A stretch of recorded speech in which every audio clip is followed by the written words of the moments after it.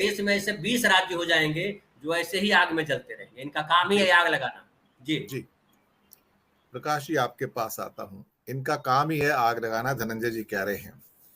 सही बात है, जम्मू कश्मीर से आपने राज्य का दर्जा छीन लिया, आपने विधानसभा में चुनाव नहीं करवाए 8 साल से, आपने लद्दाख और कारगिल से विधानसभा ही छीन ली। अब मतलब आप सोचिए कि आप तो लोकतांत्रिक अधिकार ही स्नैच कर ली कि आपके उस राइट ही नहीं रह गया है। मणिपुर जल रहा है, कोई सोचता नहीं है। लेकिन विपक्ष पे दमन जारी रहेगा, ईडी सीबीआई की रेड जारी रहेंगी, धार्मिक कट्टरता जारी रहेगी। यूनिफॉर्म सिविल कोड हो या फिर जनसंख्या नियंत्रण हो या फिर सेडिशन लॉ को और सशक्त करके लाने की जो बात है वो भी चलती रहेगी। और आप ये प्रोवोक करने वाले इश्यूज को मानसून के और अगले सत्र में आप पाएंगे।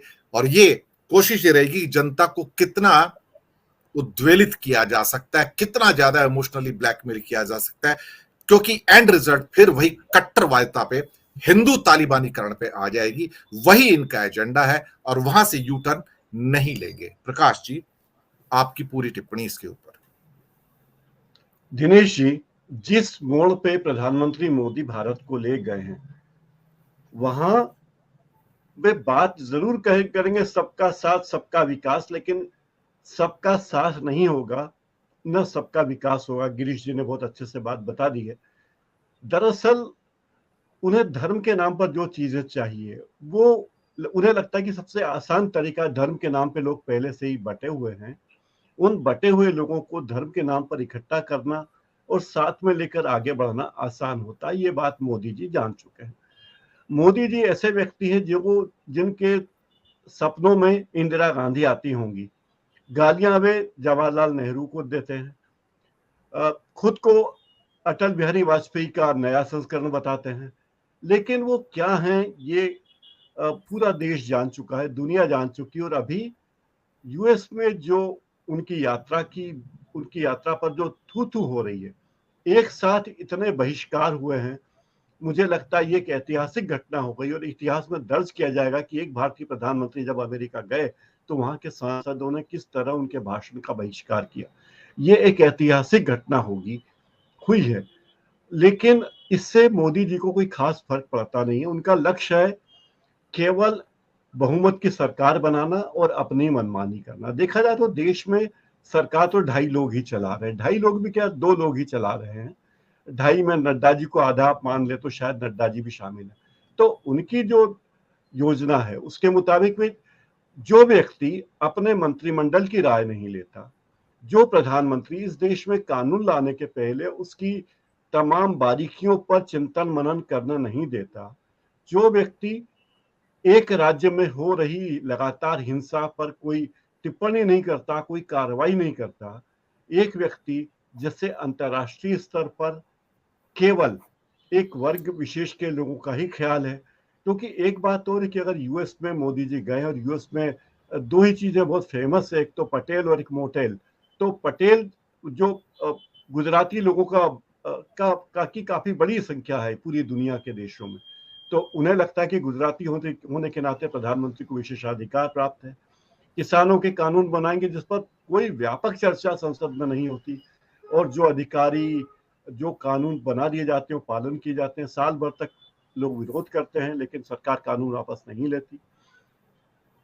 धर्म के नाम पर जिस तरह से न्यायालयों के साथ हो रहा है, आप जानते हैं कि न्यायालय जिस तरह दबाव महसूस करते होंगे वो क्या है, ये पूरी दुनिया जानती है कि किस तरह न्यायालयों पर दबाव है।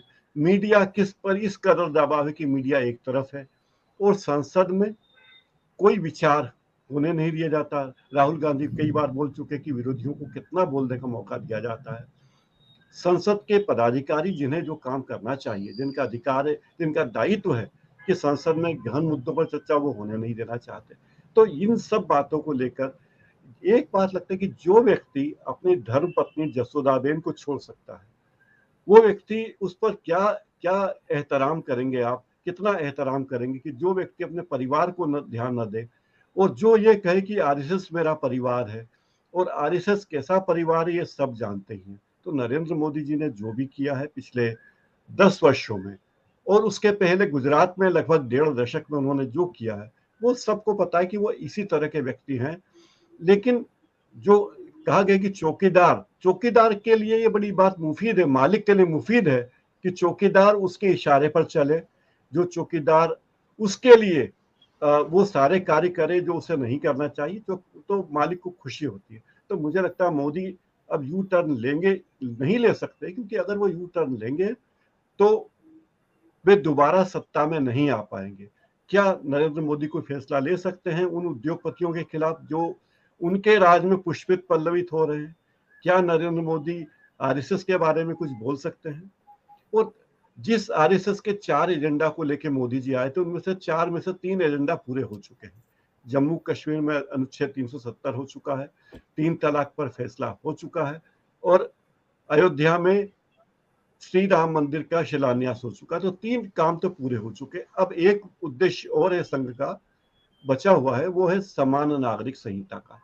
तो वो भी मुझे लगता है कि अगले कुछ वर्षों में पूरा हो जाएगा।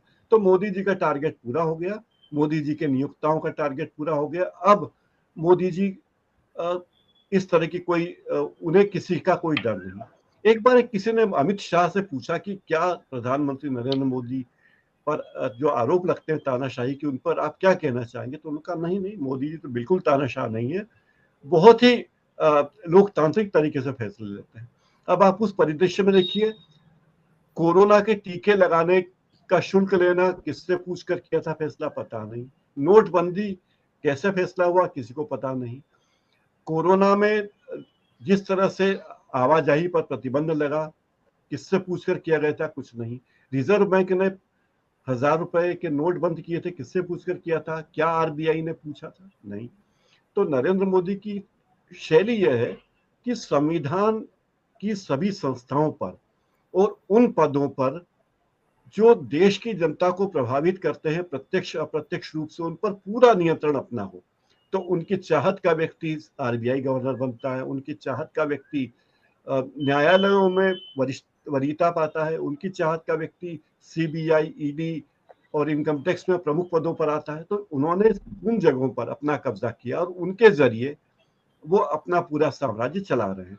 अब अमेरिका में जो हो रहा है उनके साथ, जो जिस बड़े चर्चा के लिए वो गए हैं, मैं 1 मिनट और लूंगा, जिस बड़े उद्देश्य के लिए वो गए हैं, वो कहे हैं कि भारत अमेरिका से रक्षा के क्षेत्र में, अंतरिक्ष के क्षेत्र में, साइबर सुरक्षा और एआई के क्षेत्र में, वो quantum computing, advance material, semiconductor, दूरसंचार, बायोटेक, इन सारे क्षेत्रों में हिंदुस्तान जो समझौते करे उसमें भारत को कितना फायदा होगा, ये सोचने वाली बात होगी। लेकिन वो गए हैं क्योंकि नरेंद्र मोदी ने कुल मिलाकर पिछले 9 वर्षों में भारत को एक बड़े बाजार के रूप में स्थापित कर दिया कि हम दुनिया के सबसे बड़े बाजार हैं और यहीं पर आइए, हम आपका माल खरीदेंगे। दिनेश जी।